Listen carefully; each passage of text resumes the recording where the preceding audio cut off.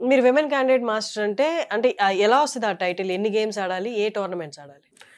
యాక్చువల్‌గా ఏంటంటే ఏషియన్‌లో గానీ, వరల్డ్‌లో గానీ మనం ఏదైనా టైటిల్ మెడల్ వచ్చినప్పుడు సో, వాళ్ళు మెన్షన్ చేస్తారనమాట. మీకిలా వుమెన్ క్యాండిడేట్ మాస్టర్ టైటిల్ ఉంటుంది. సో, మనం విన్ అయ్యి ఆ మెడల్ వచ్చిన తర్వాత మనకి రేటింగ్ ఫిడే రేటింగ్ 2000 క్రాస్ చేసి ఉంటే గనుక అప్పుడు మనకి ఆ టైటిల్ ఇస్తారు. మీ ఫిడే రేటింగ్ ఎంత? నా పీక్ రేటింగ్ వచ్చి 2021.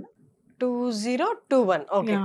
సో, నేను అప్పుడు అప్లై చేశాను వరల్డ్ చెస్ ఇప్పుడు ఫెడరేషన్‌కి. ఇండియాలో వచ్చిందయితే మీకు. ఇండియాలోనా? ఇండియాలో కాదు. ఏషియాలో?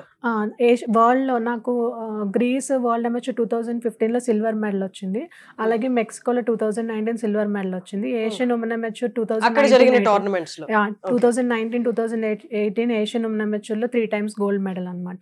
సో, అంటే 2 క్లాసికల్, 1 బ్లిట్స్‌లో గోల్డ్ మెడల్ వచ్చింది. సో, నేను క్లాసికల్ అంటే 1.5 hour, 1.5 hour each. So, each 1.5 hour, 1.5 hour ఉంటుంది. ఎవ్రీ మూవ్‌కి 30 సెకండ్స్ ఇంక్రిమెంట్ ఉంటుంది. సో, ర్యాపిడ్ వచ్చి ఏంటంటే 25 మినిట్స్ ఈచ్.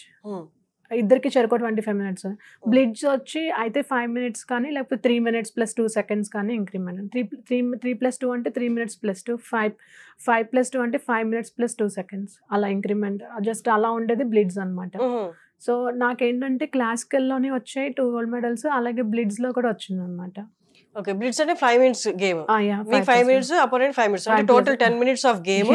మూవ్ చేసే కొద్దీ 2 సెకండ్స్ యాడ్. అంటే 10 మినిట్స్ లో గేమ్ ఓవర్ అయిపోవాలి. అంటే 10 మినిట్స్ అని చెప్పలేము. 5 మినిట్స్ ప్లస్ 2 సెకండ్స్ అని స్టార్ట్ చేస్తాం కదా. ఎవ్రీ మూవ్ కి 2 సెకండ్స్ ఇంక్రిమెంట్ అవుతూ ఉంటుంది. దాంట్లో గోల్డ్ మెడల్ వచ్చింది. 2 టైమ్స్. క్లాసికల్లో 2 టైమ్స్ 2018 చైనాలో, 2019 నేపాల్‌లోనే. సో, బ్లిట్స్‌లో 1 టైమ్ వచ్చింది 2019 నేపాల్‌లో. అమేజింగ్.